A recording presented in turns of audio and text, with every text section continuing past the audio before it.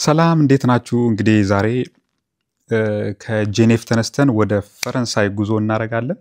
ቅርብ ነች፣ ከድንበር ላይ ያለች ከተማ ነች፣ ወይም በስሟ ፈርኔ ቮልቴር ትባላለች። ስሟ የተሰጣት ድሮ ፈርኔ ነበር የምትባለው፣ ነገር ግን ከሆነ ጊዜ በኋላ ደግሞ ፈርኔ ቮልቴር ትባላለች። ይሄም የድሮ የፈረንሳይ ፈላስፋ የነበረ ሰው፣ ፊሎሶፈር የነበረ ሰው በሱ ስም ተጨምሮባት ፈርኔ ቮልቴር ትባላለች። እዛ ከተማ እንሄዳለን። ያ ከተማ ላይ ሄደን ደግሞ ዛሬ ቀን ወይም ቅዳሜ ቀን የቅዳሜ ገበያ አላቸው። የስትሪት ማርኬት አላቸው፣ ልክ እንደኛ ሀገር የሰንዴ ማርኬት ማለት ነው። እሱ ገበያ ላይ ሄደን ነገሮችን ዞር ዞር እያለን እናያለን።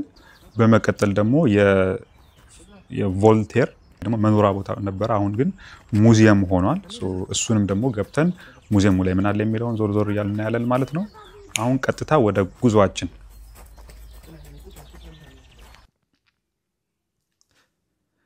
ስለዚህ ጉዟችን ለመጀመር መጀመሪያ የሚያስፈልገን ትኬት መቁረጥ ነው።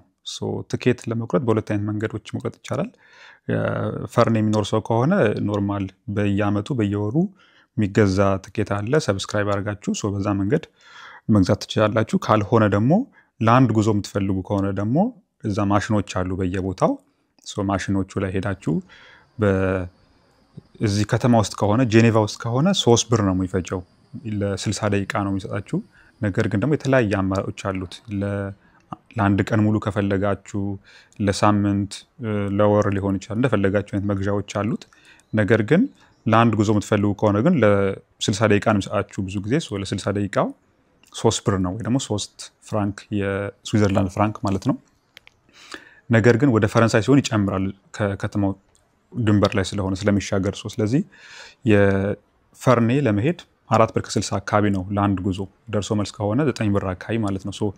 እሱን ትኬታችን እንገዛለን። ከዛ በኋላ ደግሞ እዛ ለመሄድ ደግሞ 2 ባሶች ይሄዳሉ ከዚህ ከተማ፣ 60 ቁጥርና 61 ቁጥር ከኔ ካለውበት አካባቢ። ሌሎችም ደግሞ የሚሄዱ በጣም ብዙ ባሶች አሉ። ስለዚህ እኛ 61 ቁጥር ባሳችን እንይዛለን። ከዛ በኋላ ከዚህ ይዘን 8 ፌርማታ ነው። ስለዚህ 8 ፌርማታ ሄደን እዛ የፈርኔ ሴንትራል ቦታ አለ፣ እሱ ጋር እንወርዳለን። ከዛ በኋላ ደግሞ ገበያው እንሄዳለን ማለት ነው።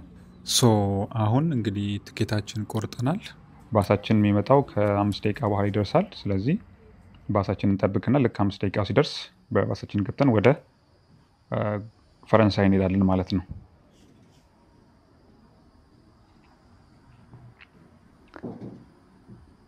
አሁን ባሳችን ደርሷል። ስለዚህ 60 ቁጥር መጣለች፣ በሱ እንገባለን። ጉዟችን ወደ ፈረንሳይ።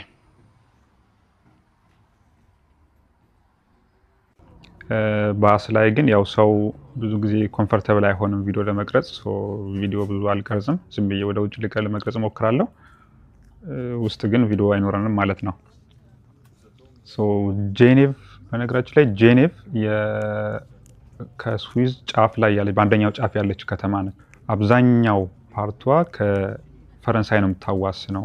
በብዙ ሳይዷ ፈረንሳይ ታዋስናለች። ስለዚህ ብዙ ሰው ፈረንሳይ እየተመላለሰ ስራም ይሰራል። የፈረንሳይ ሰውም እዚህ እየመጣ ይሰራል። እቃም የሚገዛ ከሆነ ደግሞ እየተመላለሰ ሄደ ወደዚህ እየመጣም መግዛት ይችላል ማለት ነው። ኤርፖርቱ ራሱ የጄኔቭ ኤርፖርት ድንበር ላይ ነገር ነው። ስለዚህ ፈረንሳይም የሆነ ሰው የጄኔቭ ኤርፖርት ይጠቀማል፣ የስዊዘርላንድ የሆነ ሰው ይጠቀማል ማለት። ምክንያቱም የፈረንሳይ ሌሎቹ ኤርፖርቶች ራቅ ያሉ ከተሞች ከሆኑ ሰው የሚቀርበው ሰው ከዚህኛው ኤርፖርት እየተጠቀመ በዚህኛው ኤርፖርት መጥቶ በባሶች በቀላሉ ወደ የሚፈልገው ከተሞች መሄድ ይችላል ማለት ነው። በጣም ቀላል ነው። ልክ በእኛ ሀገር ከአዲስ አበባ ደብረ ዘይት እንደሚሄድ፣ ወይ ደግሞ ደብረ ዘይት ራሱ አይርቅም። ይሄኛው 10 ደቂቃ ወይ ደግሞ ማክሲመም 15-10 ደቂቃ ቢሆን ነው። መንገድ ከተዘጋ 20 ደቂቃ ቢወስድ ነው መንገድ ከተዘጋ። ካልሆነ ግን 10-15 ደቂቃ ነው ከጄኔቭ ሴንተር ተነስታችሁ ወደዛ ለመሄድ ማለት ነው። እንደዛ ስለሆነ በጣም ቀላል ነው። ኢዝሊ ሰው ወደዛ እየሄደም እየተመላለሰ መኖር ይችላል። አሁን ኦልሞስት ድንበሩ ጋር እየደረስን ነው። እንደምታዩት ኬላ አለ፣ ነገር ግን ማንም የለም። አንዳንዴ ከስንት አንዴ ፍተሻ ይፈትሻሉ። ብዙ ጊዜ ግን ፍተሻ አይኖርም። ምንም ካለም አብዛኛው ጊዜ የሚኖረው ከፈረንሳይ ስትመለሱ ነገር ነው። ምክንያቱም ከፈረንሳይ በጣም ብዙ ሰው ከስዊዘርላንድ ፈረንሳይ በጣም ይረክሳል። ስፔሻሊ ይሄ ድንበሮቹ ጋር ያሉት አካባቢ አብዛኞቹ ገበሬዎች የፈረንሳይ ገበሬዎች ስለሚሸጡ እቃ ለምሳሌ አስፔዛ የሚገዛ ሰው ከሆነ በጣም ይረክሳል። ሶ ብዙ ሰው በጣም ብዙ ገዝቶ ስለሚመጣ የሆነ የማይፈቀዱ ነገሮች አሉ። ለምሳሌ ስጋ ከሆነ ኪሎ በላይ አይቻልም። ሶ እነዛ ነገሮች ቼክ ያደርጋሉ አንዳንዴ ከስንት አንዴ። ካልሆነ እንደፈለጋችሁ ብትመላለሱም አብዛኛው ጊዜ ማንም ቼክ የሚያደርጋችሁ የለም። ግን ራንደምሊ ግን የሆነ ቀኖች ላይ ቼክ ያደርጋሉ። ከዛ ውጪ ግን አብዛኛው ጊዜ በነፃነት ዝም ብላችሁ መንቀሳቀስ ትችላላችሁ ማለት ነው። አሁን ኦልሞስት ደርሰናል። ሶ ከባሳችን ወረድና ስለዚህ ከባሳችን ወርደን ወደ ማርኬቱ ደግሞ ወክ እያደረግን ገበያው ላይ ደግሞ ምን እንዳለ ዞር ዞር እያለን እናያለን ማለት ነው።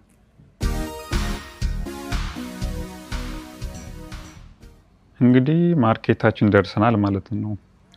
እንግዲህ እንደምታዩት አብዛኛው ሰው ገበያው ላይ ያለው ትንሽ ኮምፎርታብል ስለማይሆን ፈጠን እያደረኩ ነው ቪዲዮውን ማሳያችሁ።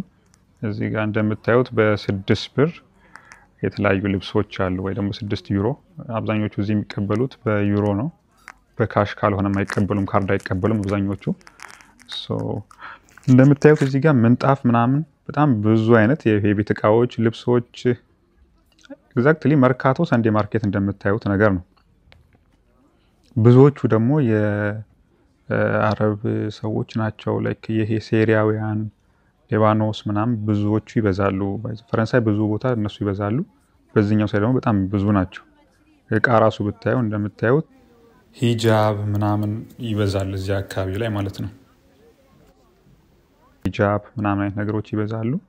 ነገር ግን በጣም ብዙ ልብስ የምትፈልጉት አይነት ልብስ ከስዊዘርላንድ አንፃር በጣም በቅናሽ ዋጋ ላይክ በ6 ብር፣ በ10 ብር፣ በ15 ብር እቃዎች ምናምን መግዛት ትችላላችሁ ወይ ማግኘት ትችላላችሁ እዚህ ማለት ነው።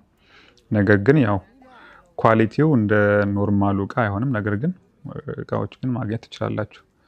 በዚህ በኩል የምታዩት በጣም ብዙ የሴቶች ልብስ ይበዛል። እዚህ ጋር 18 ብር፣ 20 ምናምን ብር፣ 25 ብር፣ 30 ምናምን ብር የተለያዩ በዛ ዋጋ በዛ እስከ 50 ብር በሆነ ሬንጅ ልብሶችን በቀላሉ እዚህ ማግኘት ትችላላችሁ ማለት ነው።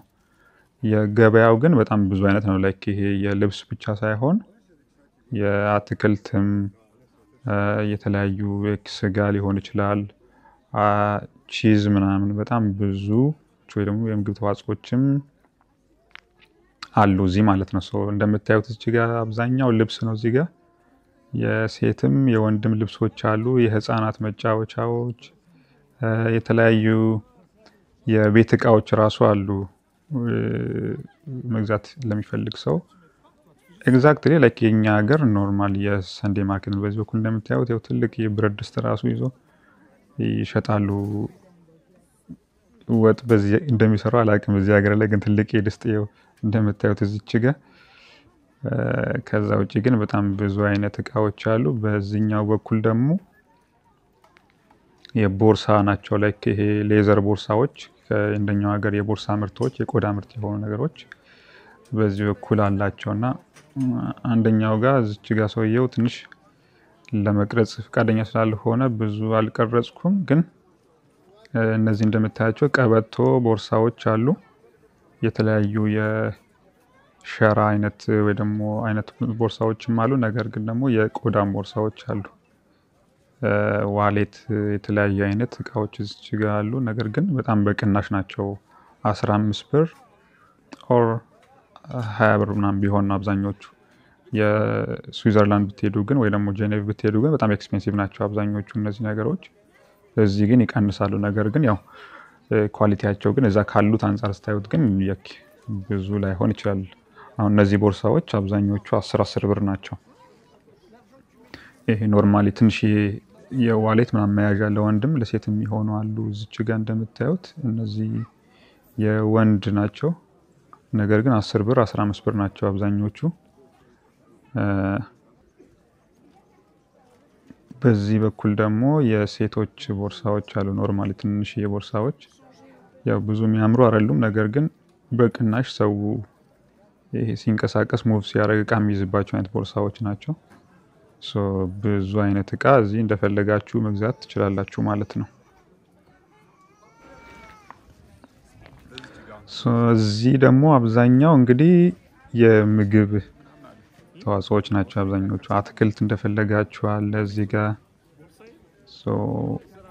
ቺዝ በጣም ብዙ ነው። የአሳ ምርቶች ቺዝ በቃ አብዛኛው ባይዞ እዚህ ጋር ብዙ ቺዞች አሉ። ላይክ እዚህ ሀገር ላይ ቺዝ ያው እንግዲህ በቆይታው ልክ የተለያየ አይነት ፍሌቨሩም ጥራቱም ጣሙም ስለሚለያይ እዚች ጋር እንደምታዩት እዚች ጋር የሚገርም ቺዝ አለ። በቆይታው ልክ ዋጋው ይጨምራል እንደዛ። እነዚህ ደግሞ ከገበሬዎች ቀጥታ የመጣ ስለሆነ በጣም ብዙ ውድ አይደለም ዋጋው፣ ከሌላ ቦታ አንፃር ይሻላል። ነገር ግን ገበሬዎቹ እዚህ ያመጡ ቺዝ ምናምን ይሸጣሉ።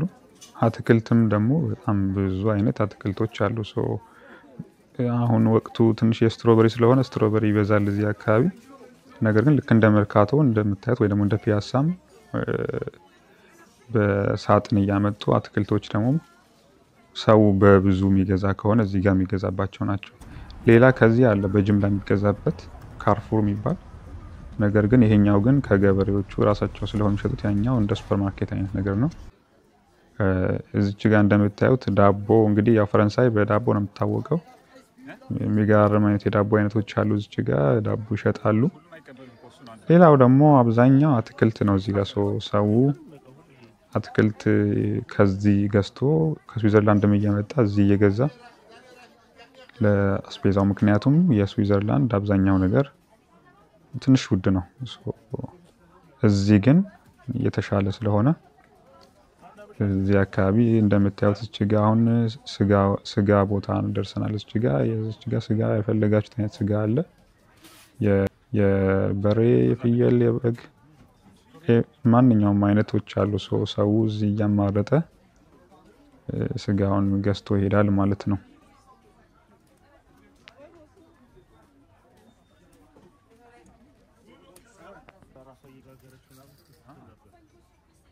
እዚህ ጋር እንደምታዩት የቤት እቃዎች ራሱ አሉ። ማማሰያ ራሱ አለ እዚህ ጋር። እንግዲህ